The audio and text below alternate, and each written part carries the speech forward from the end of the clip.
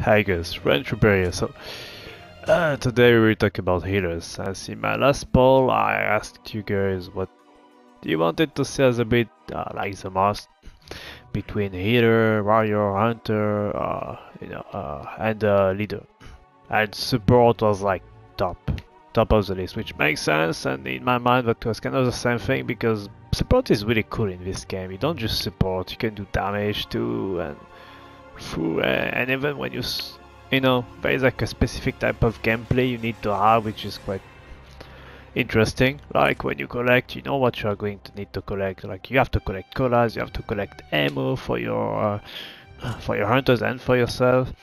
You have to look out for everything. So when it comes to and you have a good stamina to collect, which makes it more fun. You know, it's not like a warrior where every time you collect as a warrior, you run out of stamina half of the time, and you end up like a dumbass, just fucking walking across the map. For depending on where you have to go, it can be very fun, and you're often tempted to pick a car as a warrior. So the collecting part is quite cool.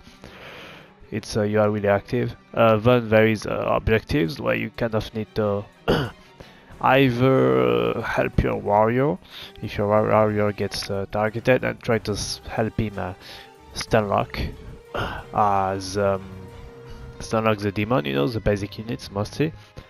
Or if it's a little bit dangerous, you need to stay more on the back and make sure that you don't get hit, that you're always dodging things around you. Sometimes you have to like also help with the kills and all, but most of the time it's more about managing, you know, being in a safe position, make sure you heal your warriors. Doing damage is really, I think that's what makes a difference between a good healer and a very good healer. I think a good healer can do fine in any game, so there's no need, but if you're a really good healer with all of these things and also help your warriors a lot or help your hunters a lot in terms of damaging things and helping, like end of the game, you see the end of the game and the damage you do kind of not the healing. The healing is kind of an automatic thing. You heal and you get depending on your build. I will explain this a little bit after because it's very easy to get a lot of points as a healer, more easy than other classes. So yeah, so objective, you need to have a specific playstyle, which is interesting, and it's not always the same. That depends on the demon, and then at the book, that then it changes. You need to really basically stun lock the demon at all times, just like a warrior bit, and you also need to find some little windows to heal your warriors, and they might need a cola every 5 seconds, sometimes every 2 or 3 seconds even. Maybe they will need 2 colas. So really fun at the book to be a healer. That said, let's go to the build. The most important thing, that skill rate here will give you the big numbers. Some healers they end up with 30k because of his skill and because they played Cheryl. Yeah, that skill, which doubles it. So if you want a fancy score at the end, use that. And it's also obviously very good because if you get 30k healing at the end, that means you helped so much your team. So yeah, for everyone who wonders how some Cheerios happen to be first or second at the end of the game, it's because of that, and because they, that allows Cheerio players to basically keep using colas without really thinking too much about it, honestly, they don't need to be careful with their colas. They can just keep going. If they know the spots where to find more colas and they have good teammates, they really get even more colas throughout the whole game, and it won't end. You can just keep hitting. Okay, so this skill necessary.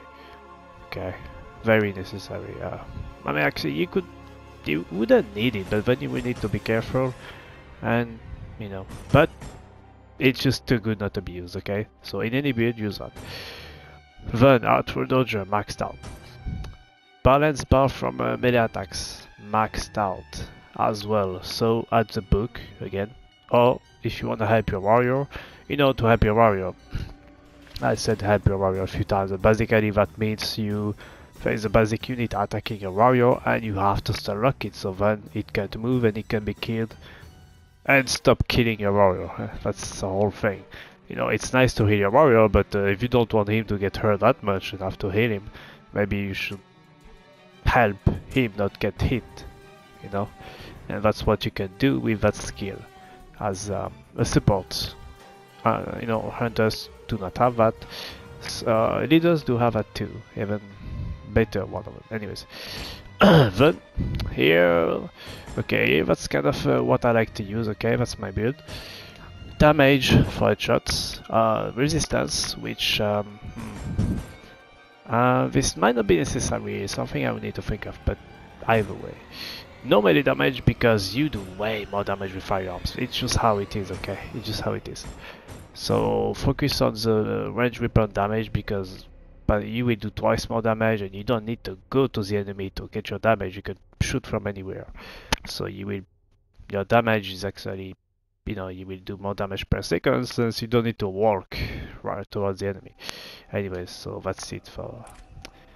So yeah, you can help your... and with that and that, you do a good damage. You one-shot basic units, 2 shots, sometimes if it's Henrietta and she uses her buff, or if it's the witch, you know, the new demon, Black Bingware. If her units, basic units have a lot of health and you don't one-shot them, I think. Unless you have a rifle, then you one-shot them, I think. Okay, so very simple really. Sadly in a way. Then first aid, yeah, this could be interesting. Honestly, we could make this more interesting, but nah. Okay, now necessary. Deep pockets, Sham's collar, packing cups, necessary. And then I had 2 points, and this I decided to put them on my health because as a healer, why not, right? And honestly, everything else is just sadly not that useful. So that's it for my build. Which is also most probably the meta build. I can tell you that that's a meta build for Cheryl. I would think so. Every Cheryl who played a lot of the game would be running this. then. I will also show you, I think, yeah, on David my build as well. But okay, I guess I'll show you now. So, David. Alright then. After that, the best possible build for a healer. To me, you need to have that. That makes the game very fun for the demon because it basically takes away from him 10% of 2 of his objectives. So yeah, 2 of his objectives are, you know, partially been taken away from him, and there is no counter from him. You just take it, and that's it on both of them. And 10% is more than you think. You know, that's maybe 1 or 2 less levels for the demon, if not 3 or 4 in case of something bad, really bad happens. If he's a little bit late on the objective, it's even worse because it's shorter, you know, the objective. So bad thing is just too good not to be used. If you wanna pick a best Cheryl build, you need this. Clearly you do. So then you will need to remove something, right, to get that. So the best Cheryl build to me, bam, that you remove.